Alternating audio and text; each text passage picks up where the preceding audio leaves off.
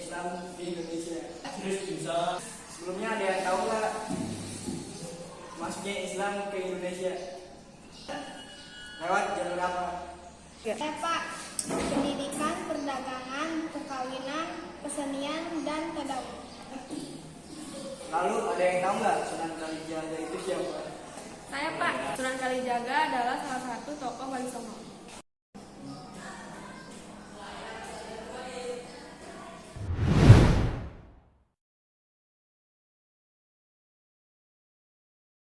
Saat itu, Raden Said dia sejak kecil sudah mengenyam pendidikan agama, mengkhawatirkan keadaan masyarakat Tuban yang masih dibebani kemiskinan, dan membuat jiwanya memberontak. Kemudian, solidaritas dan empati Raden Said terhadap masyarakat Tuban membuatnya mengambil langkah dan nekat mencuri kekayaan dari salah satu warga.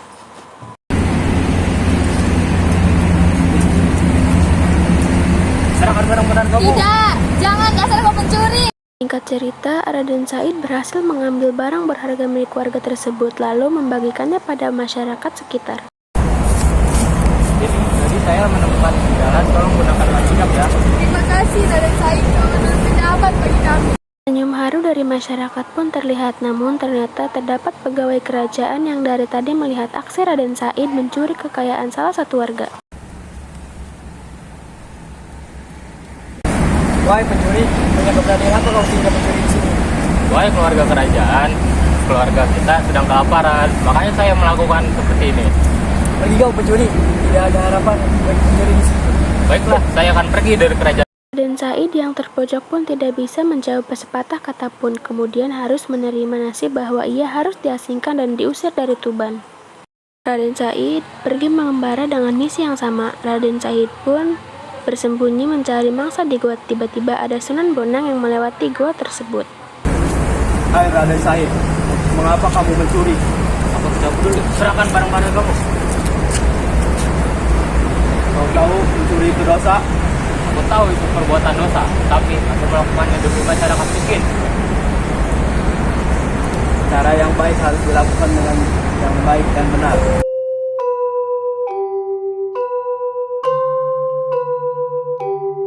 Namun, kemanapun ia pergi, Sunan Bonang selalu menemukan cara untuk mencegahnya, hingga Raden Said terpojok. Akhirnya, Raden Said ketakutan dan bertobat di hadapan Yang Maha Kuasa. Tolong jadikan aku sebagai muridmu. Baiklah, tapi dengan satu syarat, kamu harus menjaga tempat ini. Baiklah. Penantian Raden Said di tepi sungai itulah yang membuatnya disebut Sunan Kalijaga, yang artinya menjaga kali.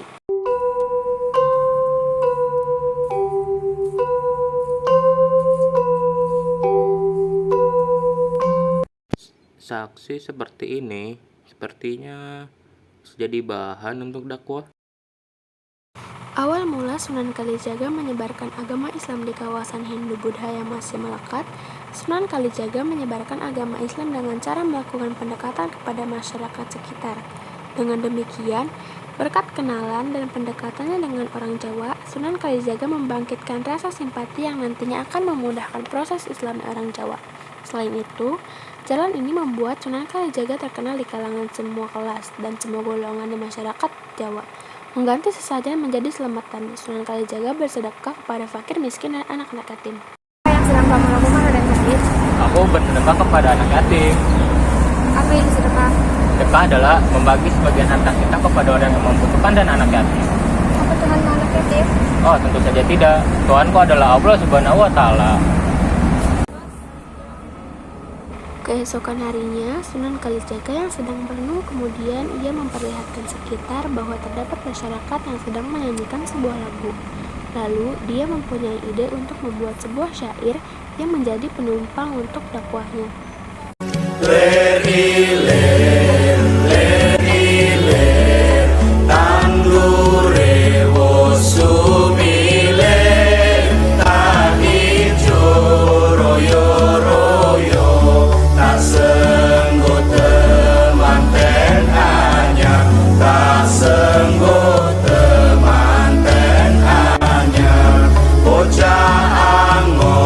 Bocah angon, penek no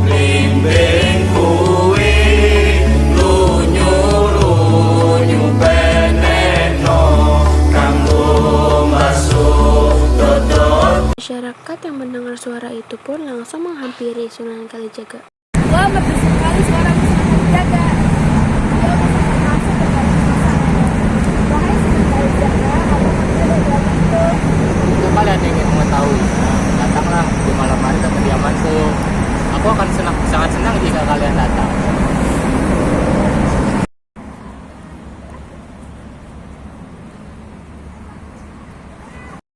Pada sore hari, masyarakat tadi berdatangan ke kediaman Sunan Kalijaga.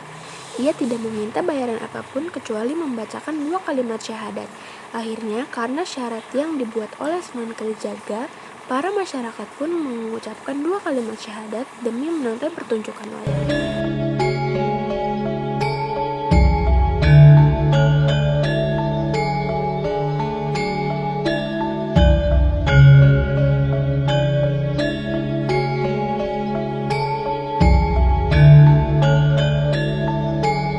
Setelah menonton pertunjukan wayang, para warga pun semakin banyak yang tertarik untuk mempelajari agama Islam lebih dalam. Lalu, keesokan harinya, para masyarakat pun berdatangan ke masjid yang didirikan oleh Sunan Kalijaga. Mari masuk, kita untuk belajar lagi.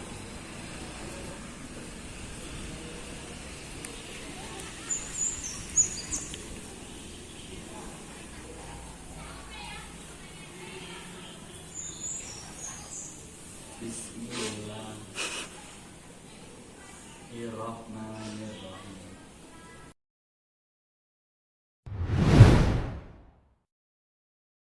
Dapat diketahui bahwa dalam isinya, mengislamkan Nusantara, Sunan Kalijaga tidak hanya berdakwah dalam bentuk gagasan dan kegiatan, tetapi ia membangun dan menciptakan karya berupa benda atau fisik. Hasil karya ini tidak lepas dari hasil alkulturasi yang dilakukannya. Ia menggunakan budaya sebagai penghubung untuk islamisasi. Kak, ada Fauzan, ada Isya, ada Mas. Jangan, lu nanti dulu.